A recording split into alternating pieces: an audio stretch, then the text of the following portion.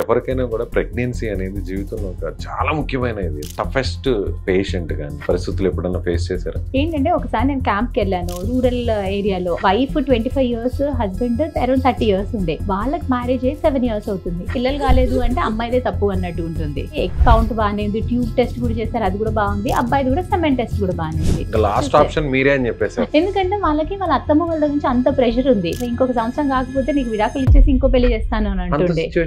వాళ్ళ అమ్మ పాపం నాకు ఉన్నది ఇది ఒక్కటే అనుకుంటే పొలం అది కూడా తాకట్టు పెట్టి తీసుకొచ్చింది. మరి మా వైఫ్ లో ఏంటంటే ఇంజెక్షన్స్ ఇచ్చేసి ఎన్ని ఎగ్స్ ఉంటే అన్ని ఎగ్స్ తీయడానికి ఒక ఫాలికల్ ని చాలా వాష్ చేసి ఏ చేసినా గానీ ఒక్క ఎగ్ కూడా రాలేదు. ఆమె ఇట్లా మత్తు దిగుతుంటే కూడా మేడం నాకు ఎన్ని ఎగ్స్ వచ్చాయని అడుగుతుండే. అసలు వాళ్ళు సఫర్ అవుతారు. ఆ సక్సెస్ కాలేదంటే మీ సక్రమంగా ట్రీట్మెంట్ ఇవ్వలేదని ఒక అపవాదం వస్తుంది. మీరు ఇంకా మనీ గురించి వేరే కండిషన్స్ గురించి ఆలోచించకండి, ఒక 2 నెలలు టైం ఇవ్వండి, నేను ఏమైంది ఏంటి అని నేను చూసి చెప్తాను అని అన్నాను. ఆ నెక్స్ట్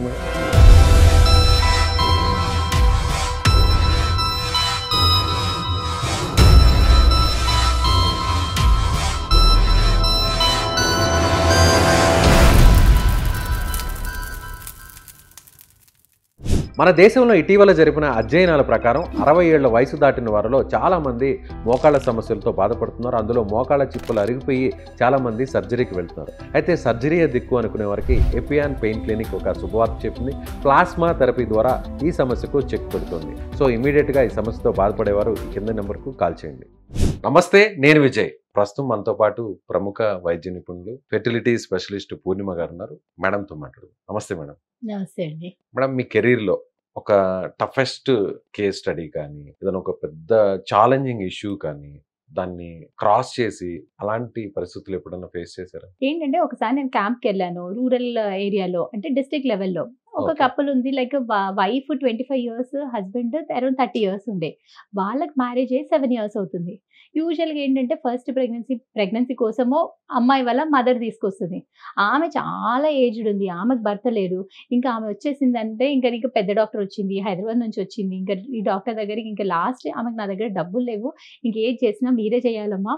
ఇంకా ఈమెకి చాలా సార్లు చూపించారు. పెళ్ళై 7-8 years అవుతుంది అప్పటికే. లాస్ట్ ఆప్షన్ మీరే అని చెప్పేసారు. చెప్పారు ఏదైనా మీ చేతిలోనే పెట్టేస్తున్నాం అని చెప్పారు. ఎందుకంటే వాళ్ళకి వాళ్ళ అత్తమ్మ వాళ్ళ నుంచి అంత ప్రెషర్ ఉంది.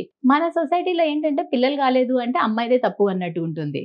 మగవాళ్ళది ఏదైనా ప్రాబ్లం కూడా అమ్మాయిదే ప్రాబ్లం అంటారు. ఆ అమ్మాయి కూడా చిన్నపిల్ల, నీ వల్లనే కావట్లేదు అంటే ఆ అమ్మాయి వాళ్ళ అమ్మ చాలా బాధపడుతుండే. ఇంకా ఇప్పుడు కాకపోతే చూద్దాము, ఇంకొక సంవత్సరం కాకపోతే నీకు విడాకులు ఇచ్చేసి ఇంకో పెళ్లి చేస్తాను అని అంటుండే. అలాంటి సిచ్యువేషన్ కూడా ఉండే. అమ్మాయికి ఏంటంటే ఎగ్స్ కౌంట్ బాగానే ఉంది, ట్యూబ్ టెస్ట్ కూడా చేశారు, అది కూడా బాగుంది. అబ్బాయిది కూడా సెమెన్ టెస్ట్ కూడా బాగానే ఉంది. ఇంత అన్ని అదే తను కూడా అదేంట అన్ని బాగానే ఉంటున్నాయి అమ్మా, ఎవరి దగ్గరికి వెళ్ళినా అన్ని బాగానే ఉంటుంది, ప్రెగ్నెన్సీ రావట్లేదు అంటే సరే అని నేను ఒక IUI అని చిన్న పద్ధతి చెప్పాను. అది చేసుకున్న, అది కూడా వర్కౌట్ అవ్వలేదు. ఇంకేంటంటే ఒక ఆప్షన్ ఏంటంటే IVFకి వెళ్దాము, టెస్ట్ ట్యూబ్ బేబీకి వెళ్తే మంచి ఛాన్స్ ఉంటుంది, వయసు కూడా చిన్నగా ఉంది కదా, అంత బాగుంది కదా. ఇలాంటి కేసెస్ లో మనకి యూజువల్ గా IVF కి మనం ఎప్పుడు కూడా 100% గ్యారెంటీ ఇవ్వలేము. కానీ ఆ అమ్మాయి వాళ్ళ అమ్మ పాపం నాకు ఉన్నది ఇది ఒక్కటే అనుకుంటే పొలం ఏదో ఉంది అంట, ప్రాపర్టీ అది ఒక్కటే ఉంది, నాకు ఏం అవసరం లేదు, అది కూడా తాకట్టు పెట్టి తీసుకొచ్చింది. పొలాన్ని వాళ్ళు చెప్పారు మేము సూపర్ లగ్జరీ ఎక్కితే ఎక్కువ అవుతుంది అని చెప్పేసి ఏదో చిన్న బస్సు ఎక్కేసి రావడం, అక్కడ కూడా మనీ సేవ్ చేసుకుంటూ వస్తుండే వాళ్ళు. ట్రీట్మెంట్ కూడా బాగా అవుతుంది. అంత మనం ఎలా అనుకుంటున్నామో అలానే అవుతుంది. రిపోర్ట్స్ అన్ని పర్ఫెక్ట్ గా ఉన్నాయి, మీకు కూడా చాలా ఈజీగా అయిపోతుంది అని మీరు అనుకున్నారు. చాలా కాన్ఫిడెంట్ మీరు ఉన్నారు. నేను కూడా అమ్మ కూడా ఎప్పుడు చెప్తున్నా, ఎప్పుడు వచ్చినా కానీ అమ్మాయితో పాటు వాళ్ళ అమ్మ కూడా వస్తుంది. నేను చెప్తాను అమ్మ మంచిగా ఉంది, నువ్వు ఏం టెన్షన్ పడుకో, అంతా బాగుంది. సడన్ గా వాళ్ళకి ఏంటంటే IVF లో మనకు ఒక ట్రిగర్ డైలీ ఇంజెక్షన్స్ ఉంటాయి, దాంతో పాటు ట్రిగర్ ఇంజెక్షన్ అనేది ఇంపార్టెంట్ ఉంటుంది.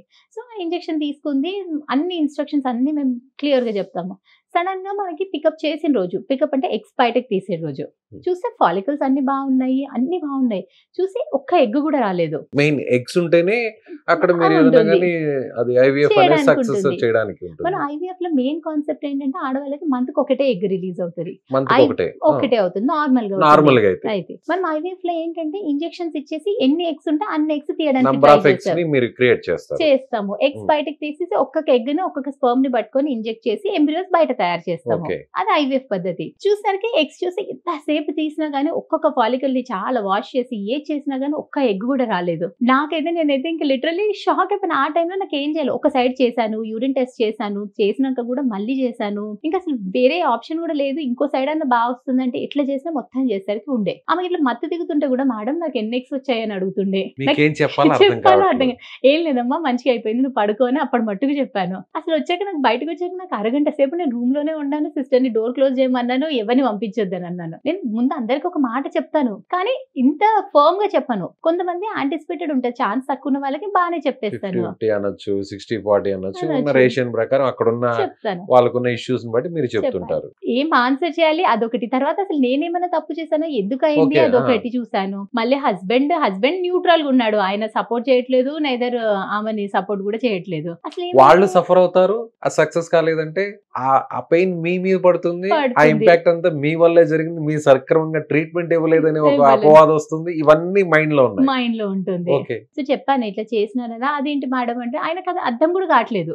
ఇంకా మీరు దీని గురించి ఏం టెన్షన్ పడకండి, నేను ఏం చేసి మీకు ఖచ్చితంగా ప్రెగ్నెన్సీ ఇచ్చేసే పంపిస్తాను. నేను ఛాన్సే లేదు, నేనే చేస్తాను. మీరు ఇంకా మనీ గురించి వేరే కండిషన్స్ గురించి ఆలోచించకండి, ప్రెగ్నెన్సీ తోటే వెళ్తారు మీరు. నేను చూసి ఒక 2 నెలలు టైం ఇవ్వండి, నేను ఏమైంది ఏంటి అని నేను చూసి చెప్తాను అని అన్నాను. అప్పుడు ధైర్యం చెప్పారు, ధైర్యం చెప్పాను. అష్యూరెన్స్ ఇచ్చారు. ఆ నెక్స్ట్ మేడం ఆ తర్వాత యాక్చువల్గా ఏంటంటే వాళ్ళకి నేను ఇంజెక్షన్స్ చెప్పాను కదా, ట్రిగర్ ఇంజెక్షన్ ఏంటంటే చాలా ఇంపార్టెంట్. వాళ్ళు ఆ ట్రిగర్ ఇంజెక్షన్ మిస్ చేశారు. తర్వాత నేను హిస్టరీ ఫోన్ చేసి అన్ని Okay. కనుక్కున్నాక ఆ ట్రిగర్ ఇంజెక్షన్ అనేది ఆ రోజు ఏంటంటే వాళ్ళ ఫ్యామిలీ మెంబర్స్ కి ఏదో ఇష్యూ అయిందో, ఏదో యాక్సిడెంట్ అయిందో ఏదో చెప్పారు. అందుకని మేము చెప్పిన టైంకి ఇంజెక్షన్ తీసుకోలేదు. తర్వాత మళ్ళీ పిలిచి ఎక్స్ప్లెయిన్ చేసి కౌన్సిల్ చేసి తర్వాత ఇంకోటి ఇంకా లాస్ట్ కి మళ్ళీ పిలిపించి ఇంకో సైకిల్ చేశాను. సైకిల్ చేసి మళ్ళీ పేషెంట్ కి దగ్గర ఉండేసి ఇంకా లాస్ట్ 2-3 డేస్ ఇంకా పెట్టేసుకున్నాను. మీరు ఇంకా ఊరికి వెళ్ళేది లేదు, ఇక్కడే ఉండండి మీ అని దగ్గర అలాగే అడ్డు పెట్టేసుకున్నారు. పెట్టేసుకున్నాను. సిస్టర్ ని పంపించే డైలీ ఇంజెక్షన్స్ ఇప్పించాను. తర్వాత ఇంకా మంచిగా అయిపోయింది. ఇంకా యాజ్ ఎక్స్పెక్టెడ్ మంచి ఎంబ్రియోస్ వచ్చింది, ట్రాన్స్ఫర్ చేస్తే పాజిటివ్ వచ్చేసింది. అంత పాజిటివ్ గానే అంతే జరిగింది. వచ్చింది. ఎక్కడ కూడా ఎలాంటి కాంప్లికేషన్స్ లేవు, లేదు. ఎలాంటి హడ్డిల్స్ లేవు. లేదు. ఒక అమ్మతనాన్ని మళ్ళీ మీరు తిరిగి పొందేలాగా అవకాశం ఇచ్చారు. మీరు కష్టపడ్డారు, మరో జన్మని ఒక బిడ్డకి అవకాశం ఇచ్చే విధంగా ట్రీట్మెంట్ ఇచ్చారు. థ్యాంక్ యూ అండి, థ్యాంక్ యూ సో మచ్.